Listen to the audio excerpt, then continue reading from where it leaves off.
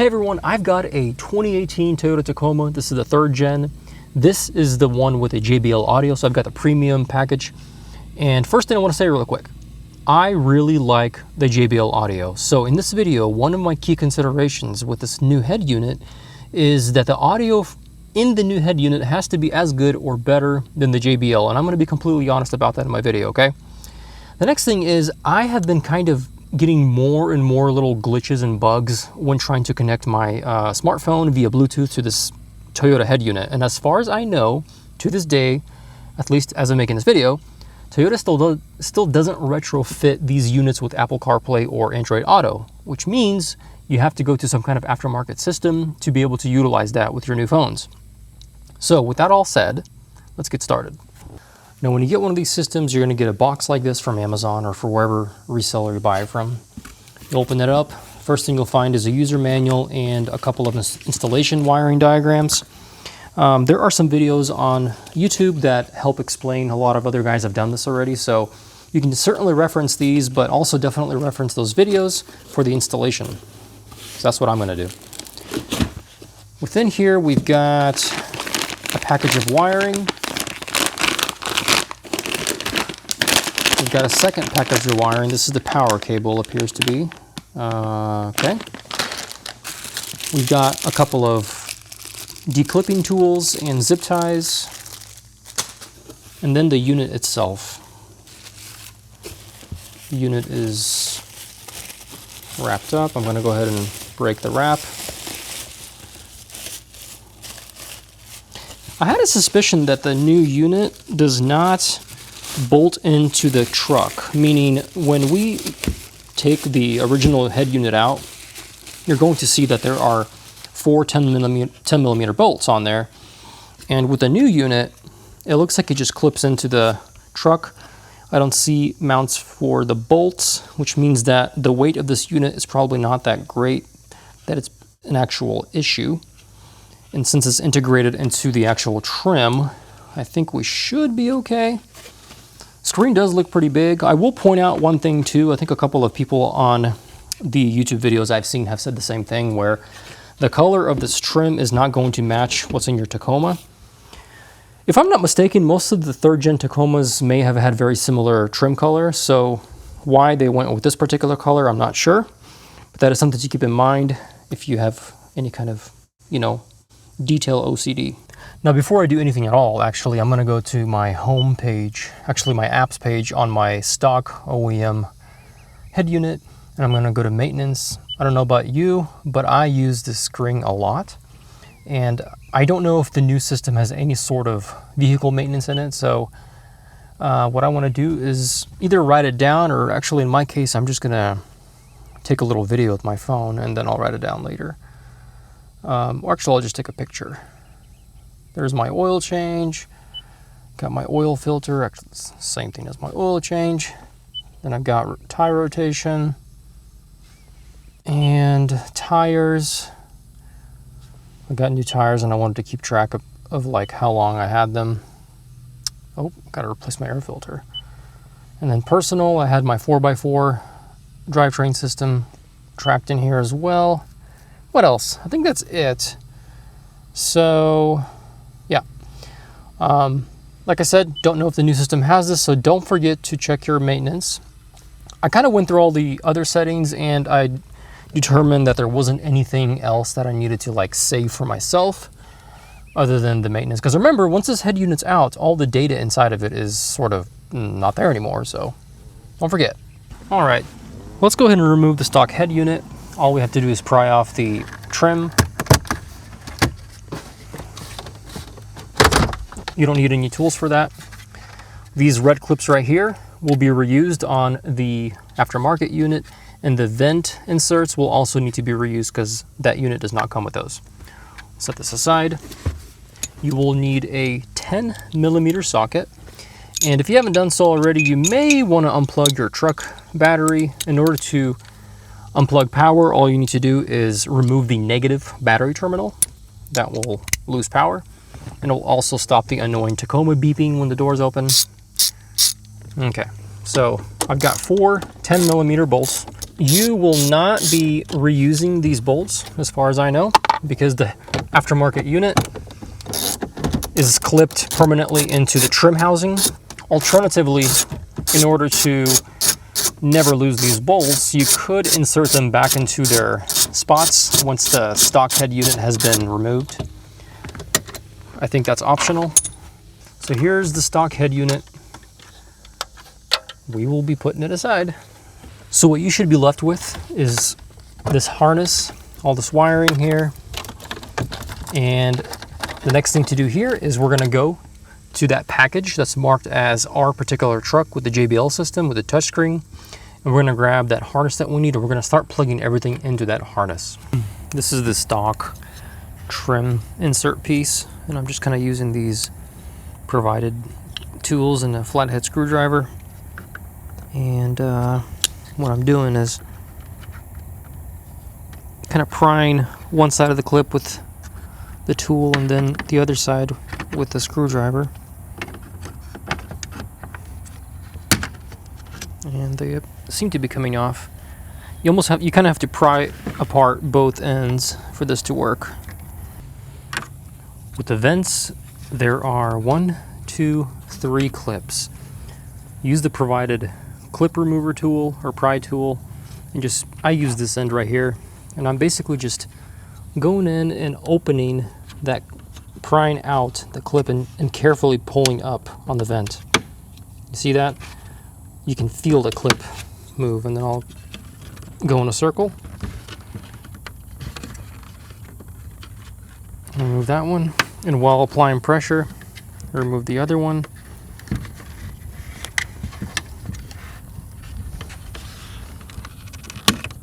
You're almost gonna have to maintain that pressure. There we go. That. And notice that the little vent director actually pops out because it's meant to rotate within that housing. So it's completely normal that that comes out. And there's a little comparison between the OEM and the aftermarket unit. The OEM has kind of this gunmetal metallic color to it, while the aftermarket one's more glossy, whereas this one's kind of a flat matte finish. Gonna line up the vent with the 3 clips. Red clips. These will just get pressed on from the top. Nothing special about these. Okay, so the best way that I can think of showing how I wired the system up is the following. I went ahead and wired everything up. Again, my system had the JBL, and I'm using the harness that was named the CB004, not the 047, because I guess the 2018 Tacomas just used this wiring mechanism instead. You will be stealing the CAN bus from the other harness, which is this red little box right here. So first thing you could do, if you want, is you could take the harness that's the CB004, which is right here, and connect whatever you can to the truck itself. So let's start in the beginning. We've got the harness, we have this connector right here. The white one's not labeled with anything, but it's got like gray, white, and black cables. Go ahead and connect that. We've got another one right here. It is labeled. It is the ZEOS A73254T-021. Connect that into the male of the truck. We've got another one that connects to the truck. The truck's got this blue harness connector. That's going to go into this one with the purple, black, and green cables. And by the way, these only fit one way. If they're not fitting, then they're the wrong wire, which is helpful because you can't really go wrong. On the left side of my truck, I've got some more stuff. I've got this USB cable, which I believe that's what the USB cable is, that goes down to the power. This goes into this little adapter, which is named ZECL-29008-211. It's basically like a USB to a little square female adapter. That will fit right into the truck. It'll click in. And finally, what's confusing is you will have, if you're like me, and I've got the JBL system, and I don't know if that matters or not, but I've got a couple of wires here from the Tacoma truck that did not have a home. So on the right side, I've got this black wire with a little kind of like a coax looking connector. And on the left side, I've got another one that's white, and it's got also kind of like a coax looking connector. I don't know where they go. According to the customer service, they don't go anywhere. There's nowhere on the unit that they go to. So now that we've got all the available connections done, we take the other wiring kit that came, and that kit connects to the other side of the power and connects to all of these auxiliary ports on the back of the head unit. Go ahead and connect everything you want. For instance, the SD card reader, you've got the USBs, you've got the GPS antenna, you've got the 4G antenna, the Wi-Fi little guy right here. Connect everything. It doesn't hurt, might as well. There's space back here, don't worry about it. And then what you're gonna do is you're gonna start connecting the harness to the head unit. So again, there are some empty connectors here. So for instance, there's the one that says CB004-1, which is the version we're using. I did not find anywhere for it to connect to, which was really confusing. And but I just, like I said, I couldn't find anything for it to connect to. And there's another one that's not labeled. It also did not have a home. So, and I did try and confirm that they're not like identical, and so I'm just mismatching them because they will not fit another connector. The harness plugs into the head unit with a black harness connector here. And then you've got some AV cables. You've got red, white, and yellow. You've got two yellows actually coming out. To determine which yellow you're going to use, they're both called CAM VIN. To determine which one you're going to use, you're going to tug at it and confirm that the one you want is connected to the connector that's connected to your truck, because the other one is connected to the loose connection that does not go anywhere. So we don't want that one. We want the one that is actually connected to something. Like see how I'm pulling on it and there's nothing here? So the other yellow one is the one that's connected to the truck. So I'm going to connect it to the head unit harness. The red one, you can't really mess up the red one because it says aux RN. There's only one red one, and the other one that comes from the head unit is called aux RN. So connect those together as well. And on the white, you've got aux LN, so left I'm assuming. And then on the other side, you've got the whites, but you know, if you're wondering which whites you want to use over here, you'll just make sure that it also says aux left N. So connect those together as well. Finally, there is this other connector that looks like this. This little plug connector goes into the head unit as well. You can't miss it. There's only one place it can go to. And now you have a couple of accessories on here, like the microphone, and I mentioned earlier the GPS antenna. All those things can be applied wherever you want, but I also took the SD card reader and the USB dongles that go into the accessory ports here, and I snaked them back through my head unit down underneath my basically underneath my glove box, and they're just sticking out there. I don't have a better place for them right now, but I think they'll be fine down there. If I ever need them, I'll just reach down and use them. So that is how I connected my harness, and honestly, I can't think of a better way to explain it because the instructions are a bit lacking, and since the Tacomas are not all identical, you know, you've got such a wide range of years, things change, the harnesses change. It's best just to go through one cable at a time, see what fits, and plug it in. Got the GPS unit right here, little GPS receiver or whatever, antenna. And I'm just gonna peel off the tape backing, and I think you see that flat area back there, right kind of in here. I think I'm just gonna apply it right there, because nothing should be in the way. See where I did that? And then the 4G antenna is on that bar. And then check this out. Got my microphone right here. I routed it through, there's a little opening in there. I routed it underneath this panel, and it's right here. So now I've got this big old nest here. I've got zip ties, but I'm not going to use them because I just don't have time for that. I'm going to just carefully take all of this and fit it into the hole, the cavity of the truck. I've got all my clips, and I'm gonna just look underneath, make sure I'm not pinching any wires, on the top, and go ahead and fit it in. Feels about right, and I'm gonna push, and we're done. And I'm gonna go ahead and peel off this plastic. I would not peel the plastic off until you are 100% confident you're keeping this head unit. Otherwise, if you're gonna be taking it back out, don't take the plastic off yet. Turn the truck back on, go through all the menus, get yourself comfortable with it. Maybe then take the plastic off. Don't worry, the plastic does not get in the way of the touch sensitivity.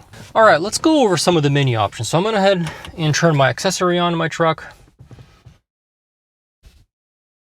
And you'll notice my screen booted up pretty quickly. Now, if you turn your system on and you see an Android logo loading, that's just because it did a hard reboot and it's gonna take 10 or 15 seconds for it to boot all the way. However, going forward, when you're, you turn the truck on, you've been already using the system, you'll notice that it'll immediately go likely to your CarPlay if you have an iPhone, or whatever home screen it chooses to go to. So it's pretty quick. Don't be concerned about that Android logo at first. So let's back up a little bit. Let's go to the home, where is most likely you're gonna land when you first get this unit. You'll land on this home page here. First thing you wanna do is click on the settings gear right here and go to System and go to Date and Time. And chances are it's gonna be set to some kind of time zone in China. So go ahead and toggle and play around with the time zones to get what you want. If it's not automatically choosing the right time zone for you, turn off the automatic time zone selection and select it yourself, which is what I had to do. Now let's go back to the home page, and I want to show you one other thing here. Let's swipe to the right, just like you would on a smartphone. Swipe to the right again, and there's something called a DSP EQ. If you open that, that is your equalizer. So you can use a handful of presets here, or you can just use your fingers to select the faders as you want them to. And like I said, I have the JBL system in my truck, and so far I'm pretty happy with the system. I don't see any sort of like compromise between this and the JBL system. So I'm pretty happy with it so far, actually. Now let's go back to the home page here. I'm gonna go back to home, and let's say you want to connect your phone for the first time via Bluetooth. Go ahead and swipe right again. Swipe right one more time to get to your apps. You got your apps here, and find the BT app. That's your Bluetooth app. You'll click on that, and it automatically opens up a list of paired devices if you already did this, or if not, available devices if your smartphone device is willing to pair with another device.